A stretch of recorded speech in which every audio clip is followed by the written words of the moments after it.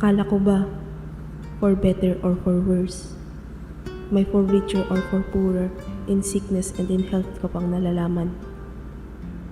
Sino ka ba? Ikaw pa ba yung taong pinakasalan ko? Kapag ba walang anak ang mag-asawa, hindi ito considered as family? Kapag ba hindi mabigyan ng babae ng anak ang asawa niya, hindi na siya kamahal-mahal? Ano ba kaming mga babae? Paanakan lang. Yan ba ang role namin sa mundo?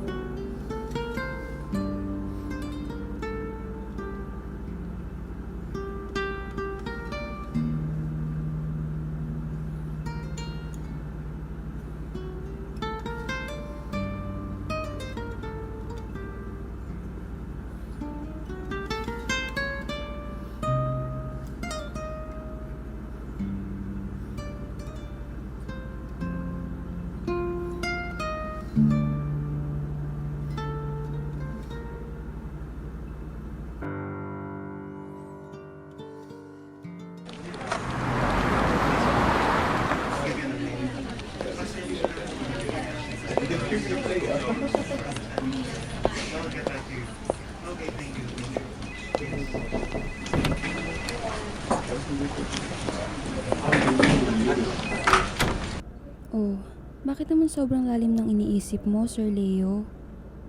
You look so stressed. Gusto mo ba massage? Kahit saang part ng katawan mo? All the way. Ano ka ba? Baka may makarinig sa'yo. Iba pa ang isipin. Sir Leo, huwag ka naman masyadong workaholic. Madali ka tatanda at kukulubot niyan sa ginagawa mo. Bakit? E ano naman kung magka-wrinkles ako? Hindi mo na ako gusto? Ay. Ikaw naman, Sir Leo. Siyempre, gustong gusto pa rin.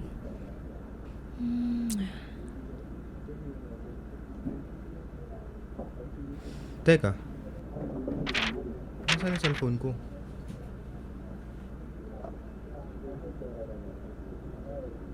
Shit. Mukhang naiwan ko sa mesa sa bahay. Wait.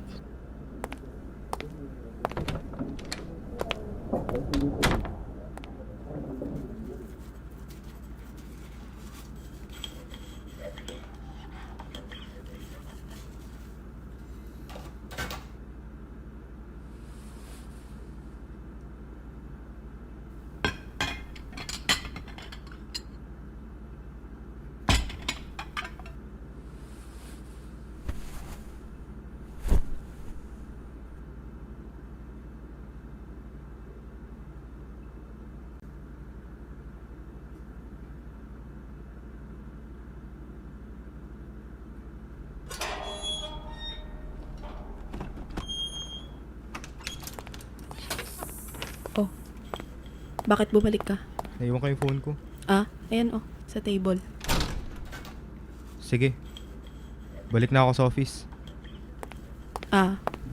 Leo, sino si Cheska? She's just a workmate. Bagong hire sa company. Bakit? Michelle, it's not what you think. Huwag kang malisyosa. Kung ano man yung nabasa mo, walang ibig sabihin yun. Mali ka nang iniisip.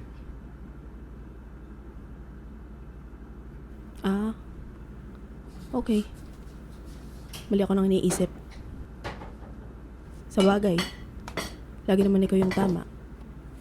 At lagi naman ako yung mali sa bahay na to. Diba? Ano bang problema mo? You know what? It's useless to talk to you. Look, asawa kita.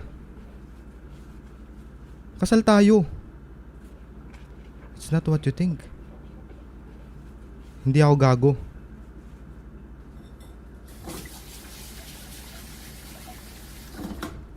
Mamaya na tayo mag-usap. Kailangan ko bumalik sa opisina.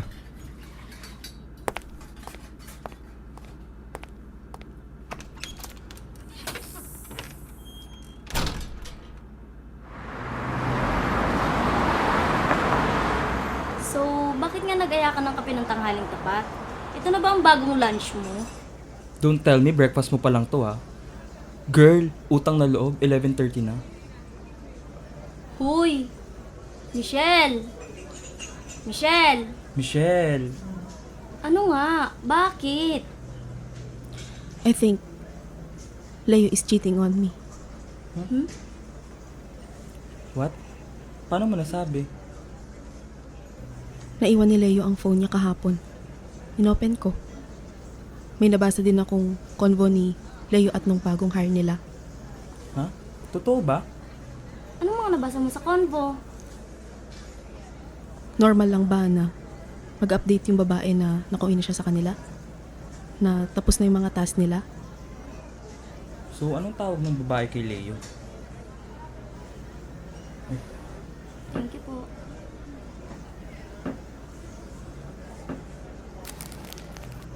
Thank you, sir. May nabasa naman akong po at Sir Leo. Pero iba yung kutob ko eh. Hindi normal ang mga reply ni Leo. Well, kumusta naman ba ang treatment sa'yo ng asawa mo these past few days? Oo nga. When was the last time you had sex? Oo nga, active ba siya sa'yo? Nag-try ba ulit kayo mag-baby? Teka. Kumusta naman ba yung PCOS mo? Nagpapaalaga ka ba sa OB mo? Mamayang gabi, try to seduce your husband. Hindi pwedeng sila lang lagi ang first move, no? Girl, mga labit ka rin. Di ba? Mga labit.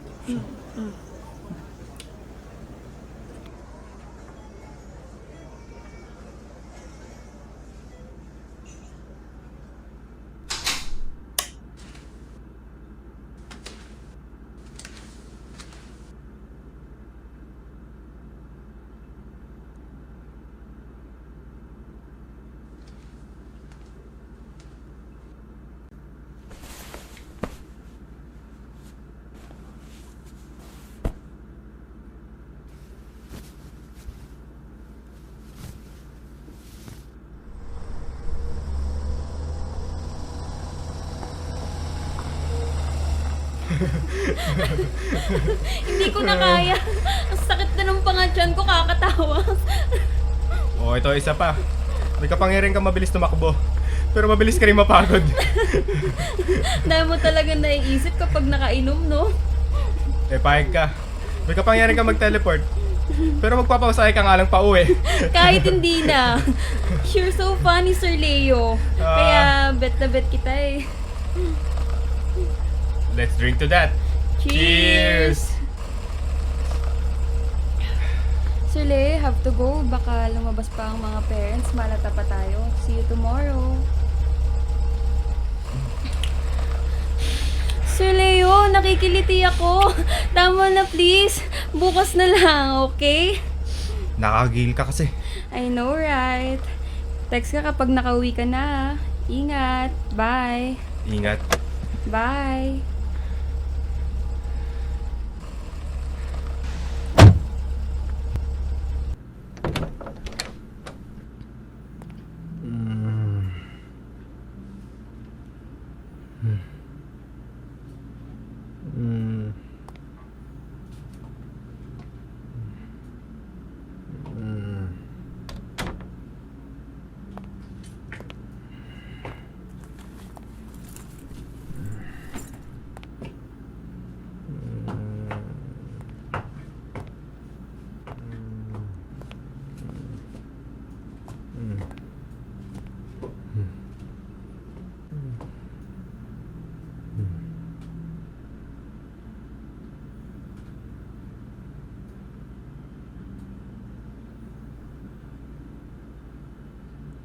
Shit.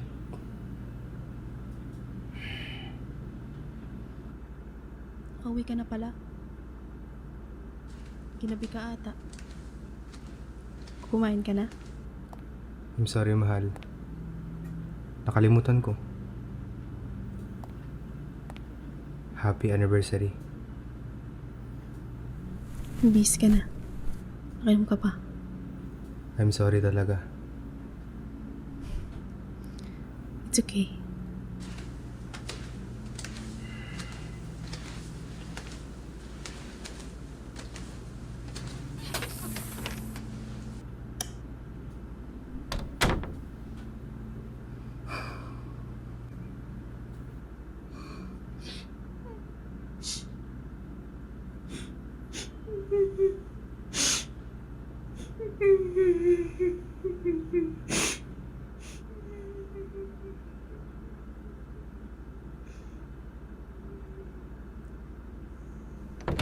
Uy!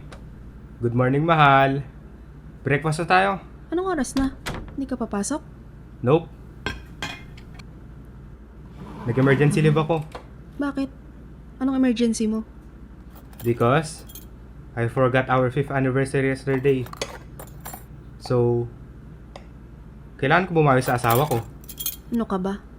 Di ba sinabi ko sa'yo kagabi na okay lang? Dalian mong kumain dyan. Maligo ka na at magbihis. Dahil may pupuntahan tayo. Ha? Saan? Huwag na maraming tanong. Basta,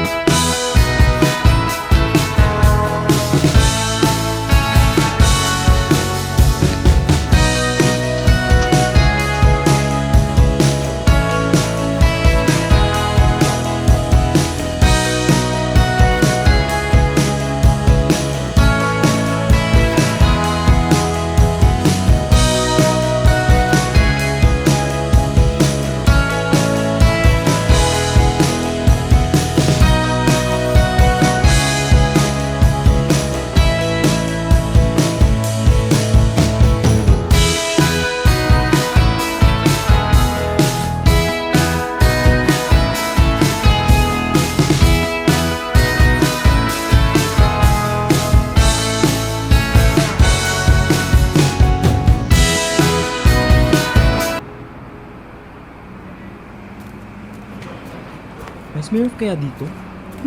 Kahit apple na lang. Sige, okay na yun. Jonah. Jonah. Jonah! Teka lang, nagsiselfie pa ako. Jonah! You have to see this. Ano ba yun? Si Leo nandito oh. May kasamang iba. Yan kaya yung sinasabi ni Michelle sa atin nun? What if, lapitan natin si Leo para malaman natin ang reaksyon niya. Pag gulat na gulat yan, at nag-utal-utal, bingo! Confirm yun. Leia, hindi tama yung suggestion mo. Mahirap yan. Hindi ako ready sa confrontation ngayon. Ano mo kasi oh? Michelle! Tao po! Michelle! Tao po! Michelle! Sandali lang. Michelle! Tao po! Gabi na. Diyos ko naman, Jonah, Leia. Ano bang meron? Nasaan si Leo? Nagpaalam sa akin na mag-overtime ngayon sa work niya. Di kasi siya nakapasok kahapon at namasyal kami. Michelle, makinig ka. Teka, ano mo na yun? Nakita namin si Leo kani-kanina lang sa convenience store. May kasamang babae. Michelle, may babae ang asawa mo. Eh baka kaibigan lang. Pag may kasamang babae, babae niya na agad. Naglalandian sa convenience store habang bumibili ng kondom. Sinundan namin yung sasakyan pumasok sa drive-in hotel. Kaibigan lang. Michelle, kaibigan ka namin. Hindi namin sinisiraan ang asawa mo. Ayaw lang namin na may tumatarantado sa kaibigan namin.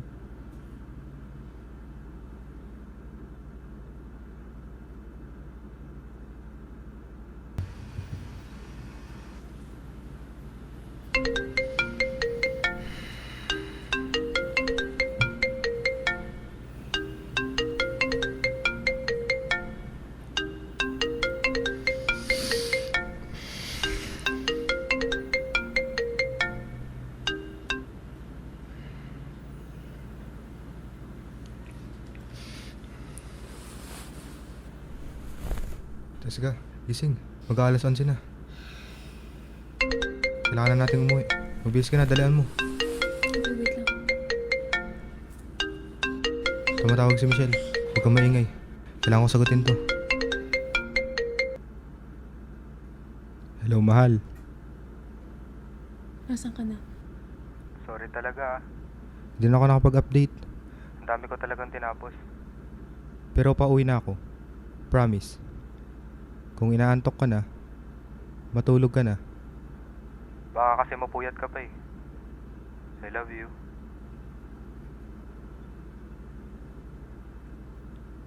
Ingat ka. I love you.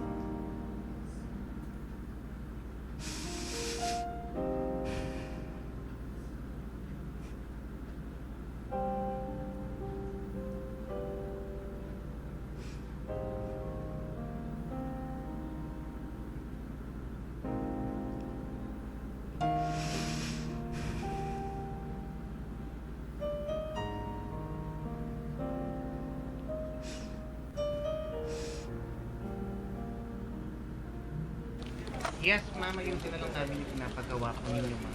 Opo. Update na lang namin kayo, ma'am, ha? Opo. Thank you, po.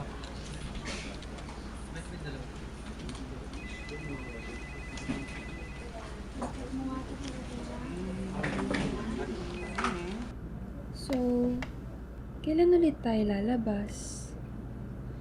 Namimiss na kita. Pwede naman mamaya. Game?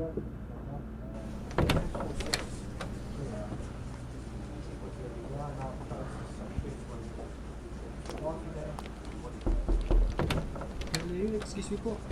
Dito po yung asawa ninyo.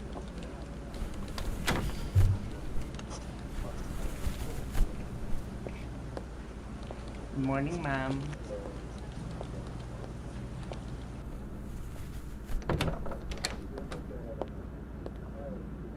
Mahal, what are you doing here? Nagdala lang ako ng food mo. Baka mag-order ka na naman ng galing sa fast food. Ah, thank you, mahal. By the way, this is Cheska, sekretary ko. Cheska, si Michelle, asawa ko. Hi, Jessica. Nice to finally meet you. Nice to meet you din po, ma'am. Cheska, pakitapos na yung pinapagawa ko sa'yo. Okay po, sir.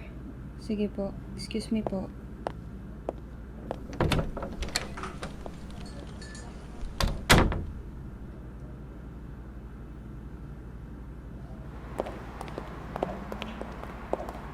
Bakit naman bigla-bigla kang pupunta dito sa opisina?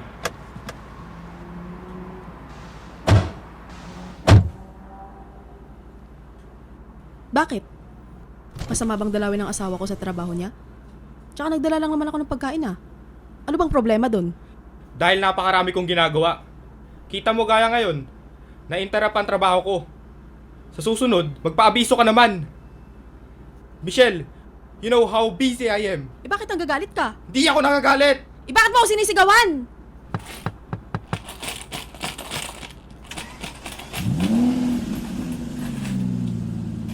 Huwag mo na ako ihatid. Magta-tricycle na lang ako pa uwi. Bumalik ka na sa trabaho mo. Michelle!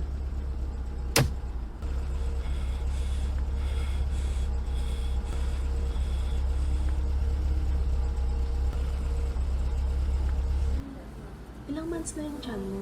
3 months, ikaw. Ay, hindi ako. Next po, Michelle Salamanca. Ma'am, pasok na po kayo. Kayo na po.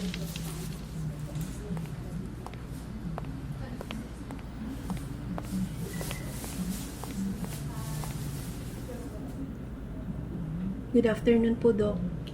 Good afternoon, Mrs. Salamanca. Please have a seat. Kamusta ka na? Ang tagal mo hindi nagpunta dito sa klinika. Sorry po, Doc. Sobrang nabisi lang po. So, ano nang nararamdaman mo ngayon? Okay naman po ako, Doc.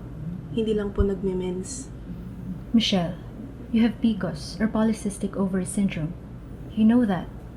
You need to take care of yourself because you are prone to insulin resistance, type 2 diabetes, high blood pressure, or worse, heart disease. Ang taas ng BP mo kanina, it's 160/110. This is not normal to your age, Michelle. Nakakatulog ka pa ba ng maayos? Honestly, Doc, hindi po. Well, PCOS patients usually experience sleep apnea, depression, and even anxiety. You know what? I think we should do series of tests also. Because PCOS patients are prone to, wag naman sana, endometrial cancer. I'll talk to my secretary to schedule your transvaginal ultrasound and pap test so that we can detect if there are abnormal cells. Okay?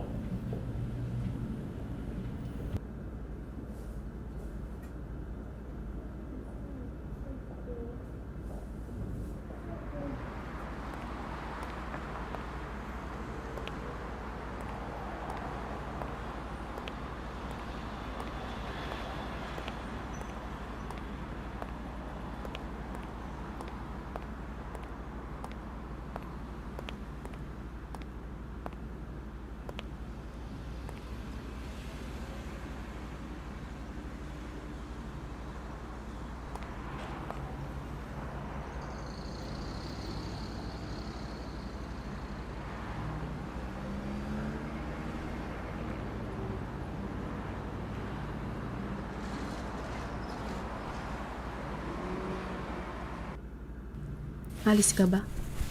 Oo. May nakalimutan ako sa office eh. Kailangan kong balikan at kunin. Pwedeng magmotor ka na lang. Kailangan kong gamitin yung sasakyan. Susunduin ko si Jonah. Pupunta kami kay Leia. Okay. No problem. Sige, magsakyan ka na lang. Mauna na ako. Ingat ka. Ingat ka rin.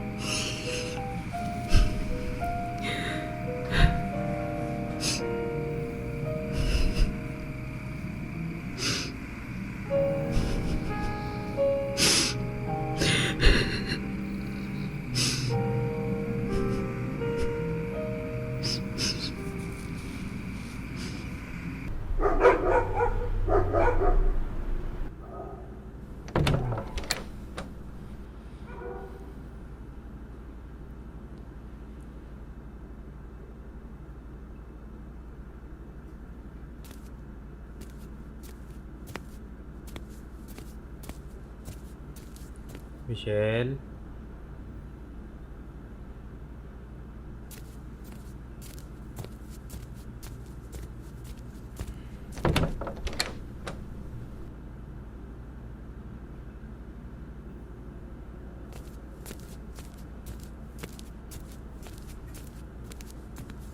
Mahal? Michelle? Mahal? Mahal?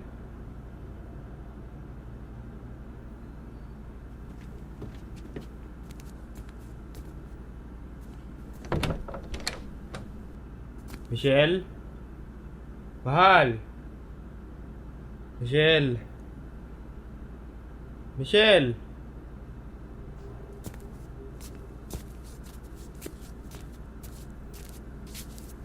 Nasaan ba tong babaeng to? The subscriber cannot be reached. Please try again later.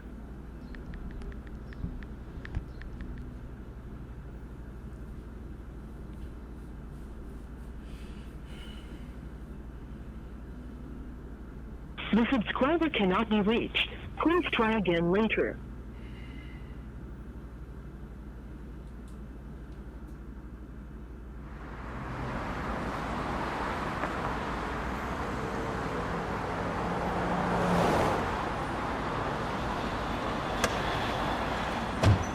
Jonah?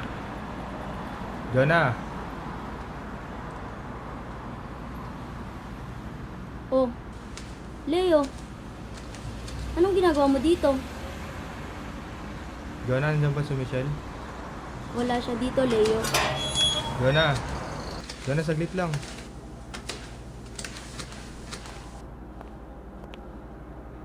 Jonah, I need your help. Alam kong alam mo kung nasaan ang asawa ko. Nagising na lang ako kanina na wala siya. Hinanap ko sa buong bahay pero wala. Tinatawagan ko pero hindi ko makontak. Ano bang nangyayari? Anong nangyayari? Hindi mo alam, Leo, kung anong nangyayari? Eh, putya, ikaw ang may kagagawan. Ha? Tangina, Leo. Minahal ka ng kaibigan ko ng buong buo. Alam mo ang ibig kong sabihin. Pinaglaban ka niya hanggang kaya niya. Bakit mo nagawa yun? Ha? Ha, alam ko na. Dahil di ka niya mabigyan ng anak. Kapag hindi ka mabigyan ng anak ng asawa mo, ay aanakan mo na yung iba. Ganun ba? Hindi siya baog, Leo. Hirap lang siyang magbuntis. Sinusubukan naman, di ba? Excited ka? Di ka makapaghintay? O talagang makati ka lang?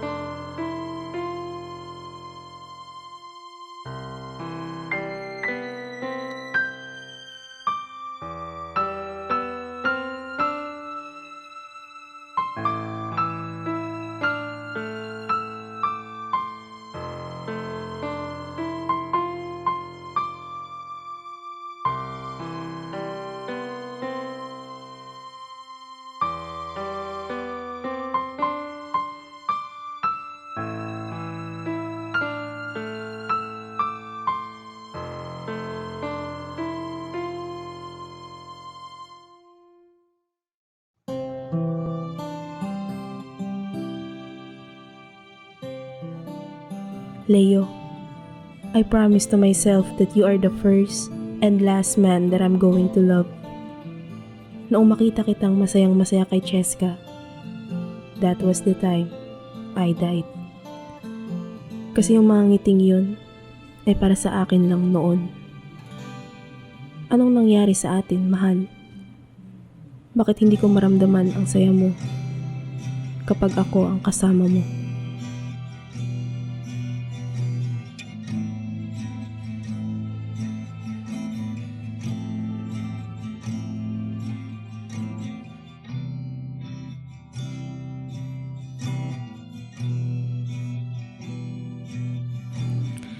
I remember your effort when we celebrated our first anniversary. It was so special. One of the most memorable moments of my life. Actually, you were consistent. Lagi kang may pakulo tuwing anniversary. Anong nangyari sa 5th wedding anniversary, mahal? Bakit mo naman nakalimutan?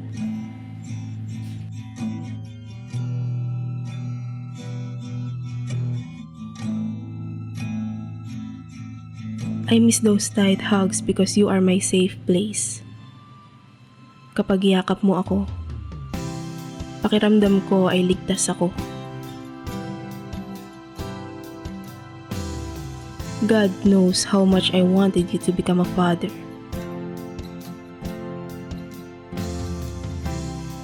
I'm sorry for being a failure. I failed to give you the family that you've dreamed of.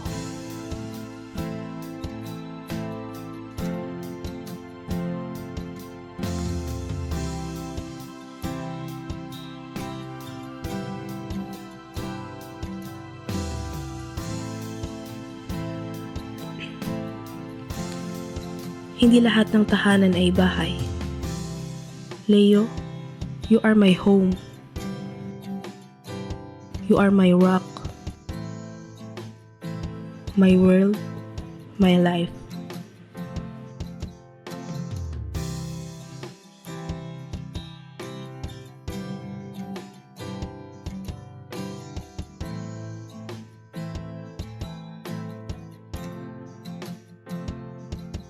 Pero nasaan na ang mga halik mong madiin at tagos hanggang kaluluwa?